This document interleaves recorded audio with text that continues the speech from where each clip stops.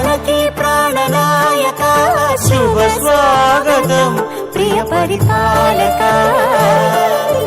మంగళకరమౌ నీరాక ధర్మానికి వేదిక అవుగాక మా జీవనమే ఇక పావనమౌగాక. నీ పాలన శ్రీకరమౌగాక సుఖ శాంతులు సంపదలిడుగాక నీ రాజ్యము ప్రేమ సుధామ